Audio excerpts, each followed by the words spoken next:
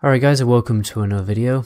So I'm going to be honest, I'm pretty strapped for time this week, so what I'm going to do today is get a quick video out for you about raid compositions, actually updating one of my older videos. I know you guys obviously like me uploading very frequently every week, so that's what I'm trying to commit to here, but honestly, the second I finish recording this video, I am out the door and I need to drive a very long distance. But anyway, let's jump into the video. So first of all, honestly, there's no such thing as an ideal raid composition. You really have to make do with what you've got. You have to adapt and you have to be versatile, okay?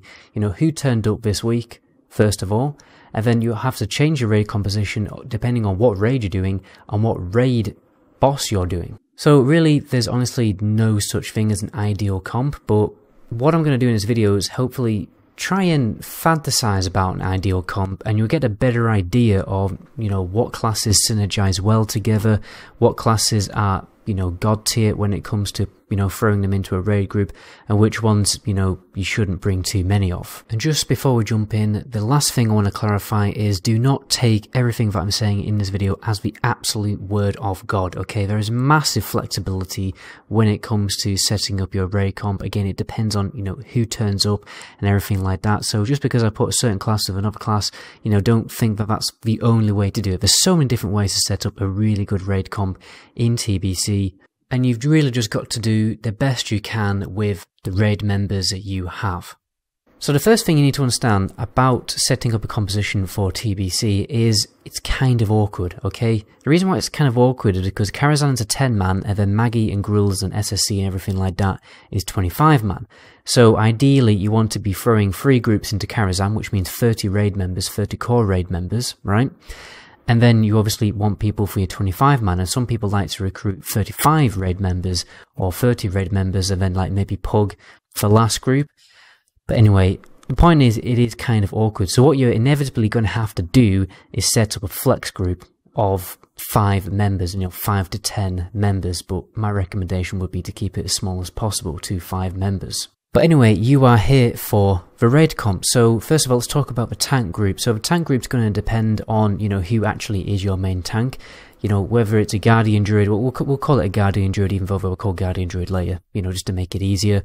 So is it a Guardian Druid, Protection Warrior, or a Protection Paladin? So first of all, let's deal with the Protection Warrior. Now, there's some great classes to pair with a Protection Warrior.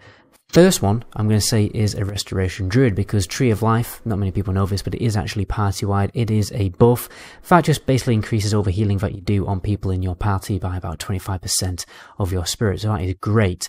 So another thing you need to definitely bear in mind is, you know, are you doing progression fights, are you doing difficult fights, or are you farming the raid? Because when you start to have the raid on farm, you won't need to protect your tank as much.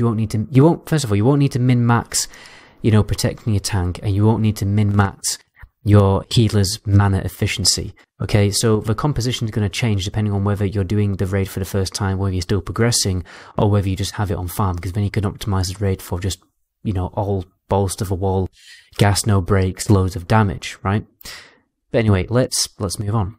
So the next great class to have in the tank group is going to be the Restoration Shaman. First of all, because a stone skin totem reduces the amount of physical damage on every hit by 43 points. It's not big, but it's better than nothing. And when it's stacked with other things, it does start to be, it's kind of cheeky. It's quite nice. You'd rather have it than rather not have it, to be honest. But honestly, the main reason why you want a Restoration Shaman is honestly because of Windfury totem, because it will increase the amount of threat that warrior generates, which is actually very, very important. And then obviously you also have Strength of the Earth totem, which is a nice cheeky boost, and then you also have Grace of the Air totem, which can be good for a Feral Druid. Now, the last 2 spots, really, they're very flexible. Like, a lot of people like to fill the last 2 spots with just classes that don't really provide party buffs. For instance, a Holy Priest, Holy Paladin, or an Arms Warrior, or anything like that, but you know, actually, to be fair, some people do like throwing an Arms Warrior in here. Let's throw an Arms Warrior in, because it is nice to be giving your Protection Warrior that melee attack bonus from Battle Shout. Then the last spot it is flexible. We will see, you know, when we get around to talking about all the other groups, what we want to fill that last spot with. But one thing to mention before we move on, if your main tank is a Protection Paladin instead, then you will want to swap that Arms Warrior with a Retribution Paladin, because Sanctuary Aura will increase his holy damage by 10%, which increases the Protection Paladin's threat generation. It's very cheeky. You may also want to put 2 Restoration Shamans in the group with a Protection Paladin, because you can give him the Spell Power Totem, and we can also give him Windfury Totem, which is pretty good, because Windfury, when it procs, will also proc a Paladin Seal, which is most likely going to be Seal of Blood or Seal of Righteousness, and so that holy damage from the seal will affect twice, and it again will massively increase a Protection Paladin's threat generation. You may be thinking, well, you want to put Shamans in with a DPS for Bloodlust and Heroism. Well, what you can do is you can just group swap, okay? Say, for instance, you've got like a, Warlock group, which we're going to talk about next here. You can get the Restoration Shaman's there. Before you pop, you're cycling Bloodlust on the Warlock group here, you just put the Restoration Shaman in, pop Bloodlust, and then swap him back, okay? You don't need to worry about that. Now, let's move on to the Warlock group. So, this is the main, damaging group. We'll put 3 Destruction Warlocks here. There may be 3 Destruction, there may be even 4 Destruction, if you can get 4 Destruction Warlocks. Some people like to stack 4 Destruction Warlocks. One of the Warlocks, he might be Demonology, he might be a Fire Spect, or he, might be Affliction Spect. The reason why Warlocks go so well together, and it's why it's good to stack him, is because of the talent, the improved Shadow Bolt, which on every Shadow Bolt has a chance to increase the damage of a next Shadow Bolt, right, by a certain percentage. And when you have more Warlocks spamming that Shadow Bolt spell, it just, they just all increase each other's damage, so they all work very well together. Now, the best class to have in a Warlock group is definitely going to be an Elemental Shaman. So a Destruction Warlock needs a ridiculous amount of hit chance, 202 points from the top of my head, and obviously it's very difficult to get that in pre-raid gear. So the Elemental Shaman will increase their hit chance and crit chance by individually each of 3%, which is very, very nice. So that's a big DPS increase. And then you've also got the Spell Power Totem too. And then let's have a little double check on what we've got. Yeah, we've got Totem of Wrath, we've got Wrath of Air, and then we've got obviously Bloodlust for when it is available. Now, the next best class to have in the Destruction Warlock group is most likely going to be a Balanced Druid, because you can increase their crit by 5%, and like we mentioned earlier, whenever a Shadow Bolt crits, it will proc Improved Shadow Bolt, which again just increases the entire party's damage. So having an extra little bit of cheeky crit in Destruction Warlock group is very nice. So that's probably like your absolute ideal Warlock group. It is important to mention that when Destruction Warlocks get enough crit chance, then the usefulness of a Balanced Druid will diminish slightly, and the Balanced Druid might unfortunately go onto the bench. We'll talk about the bench later.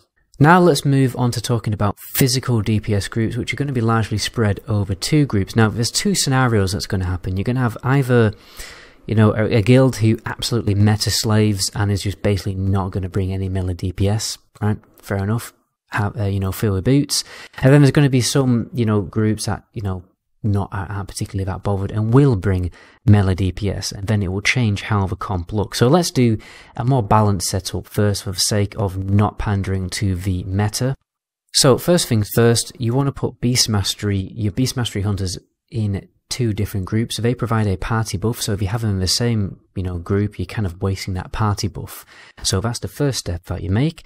Now let's move on to talking about the actual melee DPS that you probably want to bring, which is going to be a single combat rogue, and very likely to be a Fury Warrior. And then it could also be a Retribution Paladin. For the sake of argument, let's remove the Retribution Paladin from there, put the Protection Warrior back in with the Arms Warrior, okay? And then now we can start to put a Retribution Paladin in here with an Enhancement Shaman. And this is a really, really good melee group now. So the reason why it's so good, first of all, is because of the Enhancement Shaman. Enhancement Shaman, they first of all have an attack power proc, which increases the entire party's attack power, which is very nice. And then we also have Wind Fury Totem, and then we have Strength of the Earth Totem. They just buff the melee DPS very, very well. A little bit more than a Restoration Shaman. Now, there's definitely flexibility when it comes to your physical DPS groups, because some people may right now be absolutely screaming by the fact that there's not a Feral Druid in here. you can very easily, if you want, if you have a Feral Druid, put a Feral Druid in this melee group instead, and then have your Beast Mastery Hunters in a separate group. There's just massive flexibility when it comes to your physical DPS. So you're also going to have a Survival Hunter, and then that is pretty much all of your physical DPS. The rest is really, in these two groups, you're going to be filling the spots with healers, and then possibly also the off-tank.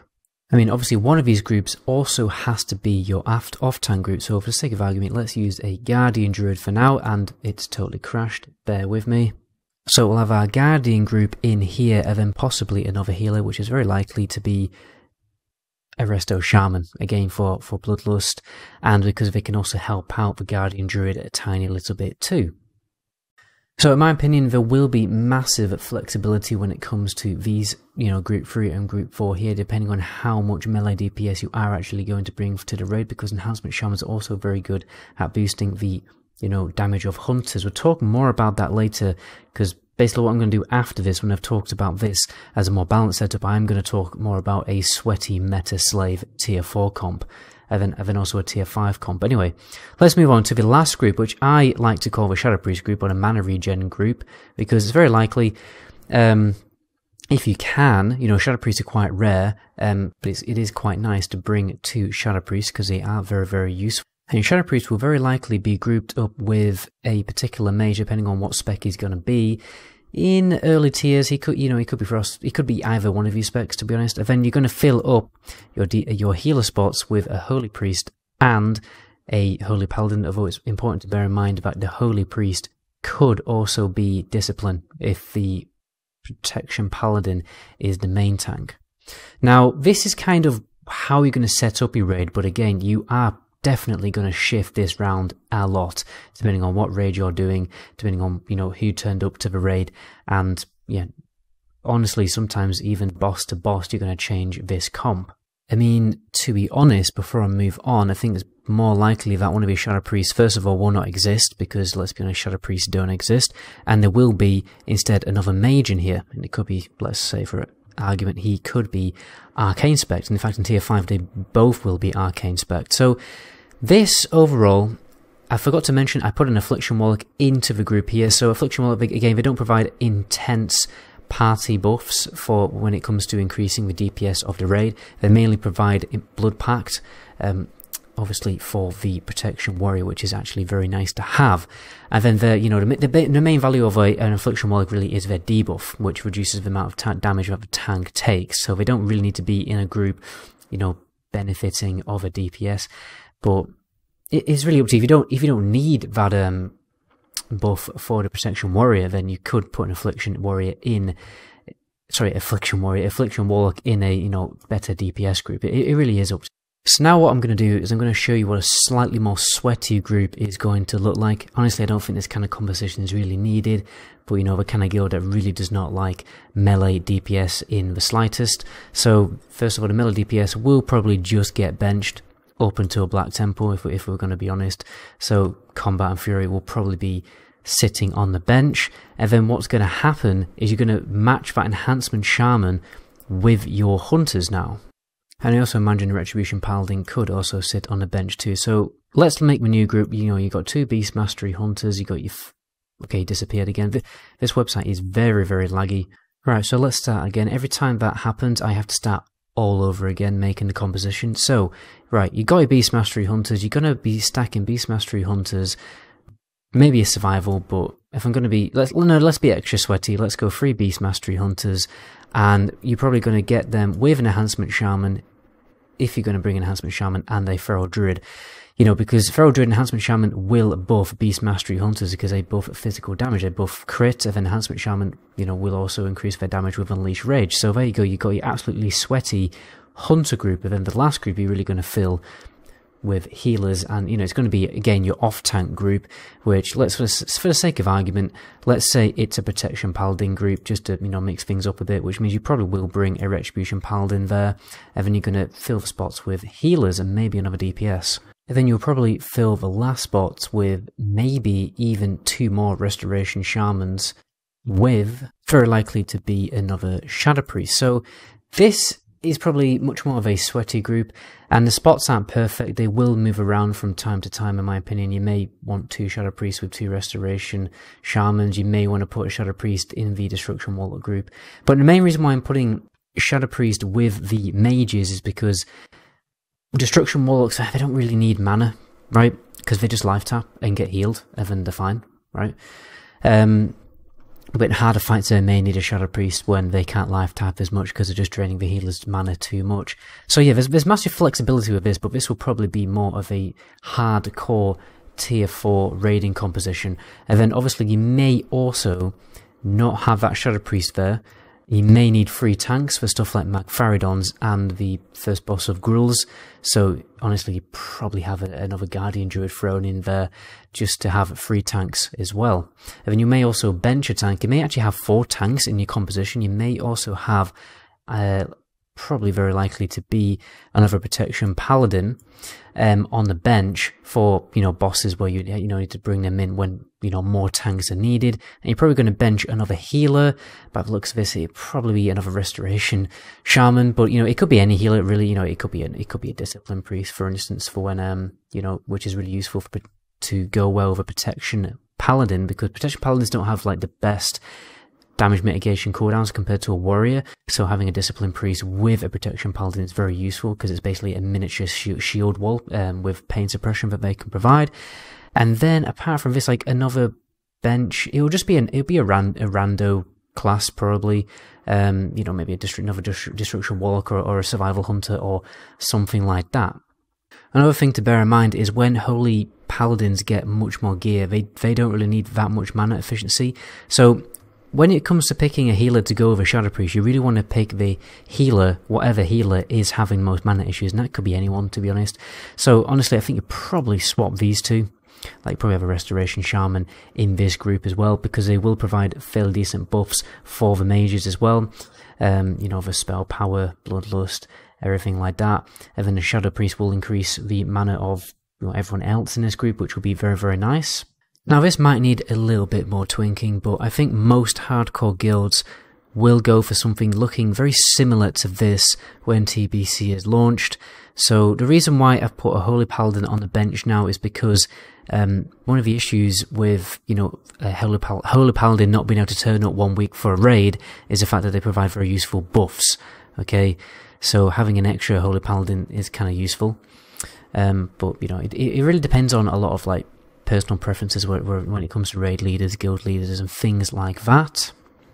In Tier 5, when Arcane Mages can benefit from their set bonus, which massively increases their damage of Arcane Blast, then the conversation will change just a little bit, because you want to stack a couple mages, maybe even 3 mages. Some people might even go that far. The only downside to Arcane is it consumes a lot of mana, which means Shadow Priests go very well in groups with Arcane Mages, right, to optimize their damage. So you may cycle in another Shadow Priest, have it like this, and then you probably want to take your Balanced Druid out of this group, because when Destruction Warlocks get loads and loads of gear, they don't need the extra 5% crit as much to keep cycling improved Shadow Bolt debuff. So you may be putting your Balanced Druid on the bench, and then putting in your Holy Paladin as more of a permanent spot, you know? Really, you know, it's actually, no, you probably cycle in maybe even a melee DPS here, but you probably like putting a melee DPS in a more optimal spot in one of the physical DPS groups. Then in the later tiers, you will start to bring in more melee DPS like Combat, Enhancement, and Fury back into the mix, you know, especially when they start to get Warglaives and stuff like that. The issue with melee is, like, later on in the expansion, they just scale, particularly with 2.4.3 talents, which we know we are getting. So that's the downside of having 2.4.3 talents, you know, shipped at the start of TBC. But oh well. And there's massive flexibility here, like when it comes to the physical DPS group. Like, some people like to stack 2 hunters together, all hunters together with Enhancement Shaman. Some people like to keep the Enhancement Shaman with a Ret Paladin, Combat, and Fury. And then sometimes this warrior may be an Arms warrior, and then, you know, you might not have an Affliction Warlock, you might have something else, you know. But there's so much flexibility with this setup. But the point is, the classes that you can see on the screen now is probably what you're going to bring to an ideal setup when it comes to raiding in the later tiers of TBC. Last thing to mention is that one of these Shadow Priests probably will get benched as well. Could even be swapped for a melee DPS, maybe even another Fury Warrior.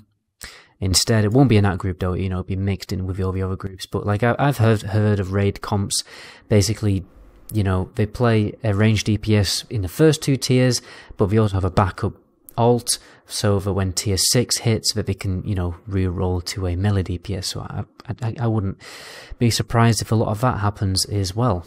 But anyway guys, that is the end of the video there. I've been talking for so long because I had to actually do this video again because I wasn't recording my mouse cursor on the first take, so I wasted about 2 hours of work. That's very fun. It's actually quite literally gone dark, so I apologise, as the longer you've watched this video, the darker my webcam has become, but oh well. My name is MetaGoblin. Until my next video, ciao.